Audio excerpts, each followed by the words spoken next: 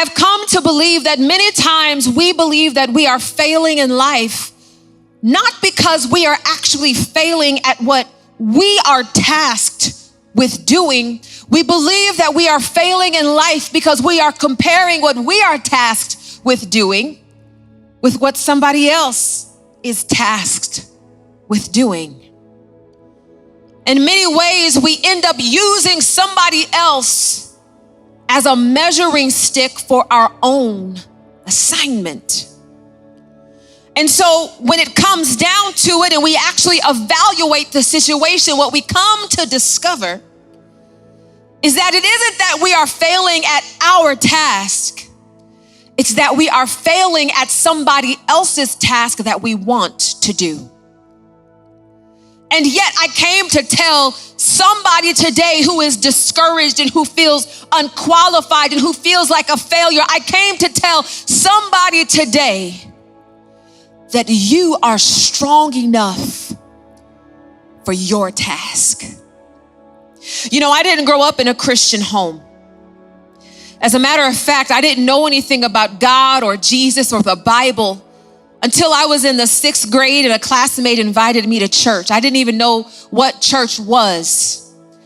But we went to the church thing and I heard a message that was so powerful. The pastor said, God is a father to the fatherless, not knowing that he was speaking to me because my father had passed away shortly before my 2nd birthday. And I had a very dysfunctional childhood. And I had always wanted my father. And so when he said that God is a father to the fatherless, suddenly I said, well, I want to know this God. And so shortly after that, I began my faith walk with Jesus.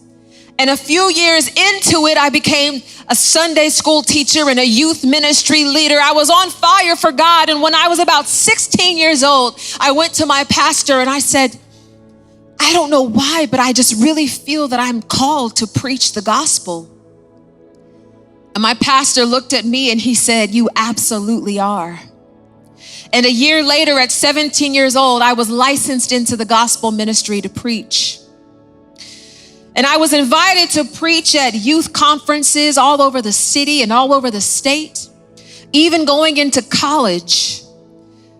But there came a point where even though the people responded well to what I was saying, I felt like it wasn't good enough. I felt like I should be doing more. And so I reached out to a pastor friend of mine who had been in ministry for longer than I had. And I said, listen, I need your help. I want to get better at preaching. I want to preach better. And I'll never forget, he said to me, what do you mean by preach better? What is it that you want to do? I said, I just want to preach better. I want to do a better job. And he said, okay. And so I said, listen, I'm going to send you the manuscripts for my sermons because I want you to critique them. And so I would send him my manuscripts and he would reply back by saying, looks good to me. I wouldn't change a thing. And this went on for months, back and forth. It looks good to me. I wouldn't change a thing. Back and forth. It looks good to me. I wouldn't change a thing. And went on for months until I finally said to him one day, I said, listen. I know that you're my friend and I appreciate the fact that you want to protect my heart, but I'm trying to get better at preaching. And so what I need you to do is I need you to critique what I'm doing so I can get better. And he turned to me and he said, well, Nona, when you say you want to get better, who are you trying to be better than? And I said to him immediately, I said, no, it's not about who. I just really want to get better. And he said, well, help me understand, what do you mean by better? And it was then that I began to say, well, you know, I really like how Joyce Meyer, she has so much humor when she speaks. I love how Dr. Tony Evans is so practical. I love how Bishop T.D. Jakes is just so powerful and passionate. And I began to list out all of these people. And the look on his face said everything that I needed to hear. In that moment, what I realized is I was not trying to get better technically. I was trying to be somebody else.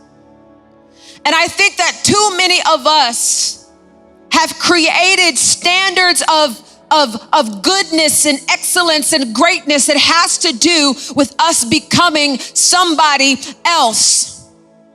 And because we're trying to become like somebody else, we end up feeling frustrated, and we end up feeling overwhelmed, and we end up feeling disappointed, and we end up feeling discouraged, because the thing about trying to be somebody else is that it's impossible.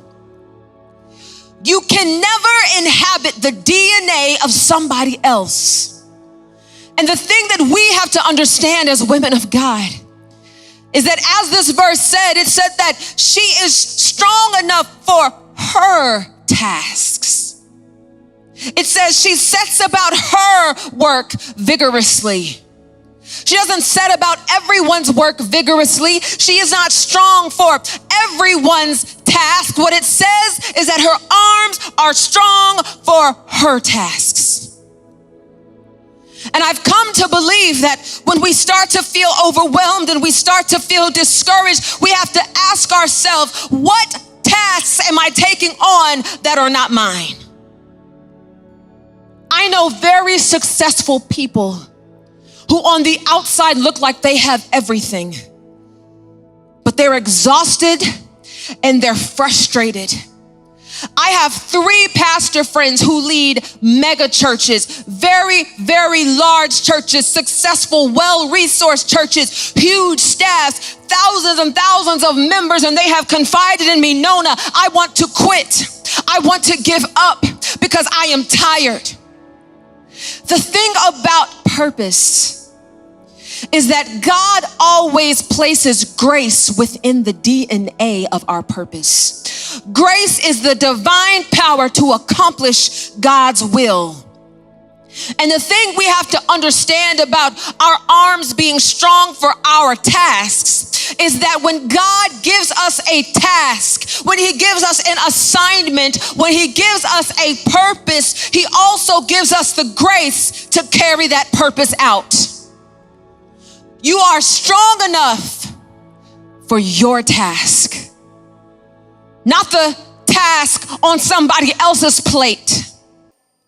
There are too many of us out here creating businesses and launching podcasts and writing books, and we're doing all these things not because it is our task. We're doing it because we want the affirmation and the acclamation and the commendation of men. But God said that you are strong for your tasks.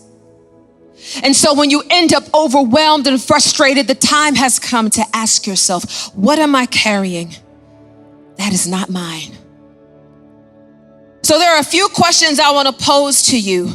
Just a few things I want you to consider. Because there are too many women walking around believing that you are somehow unqualified for what God has called you to do. And it's not that you are unqualified for what God has called you to do. It's that you have called yourself to things that God has not called you to do. And therefore you are feeling like a failure. I came not only to correct that mindset today, because that mindset is not of God, but I also came to set some things in order for you. You have taken on more than what God has tasked you to do. The first sign is feeling overwhelmed. Feeling overwhelmed. I said earlier that grace is the divine power to accomplish God's will. You see, the thing about the human body is that we have limitations.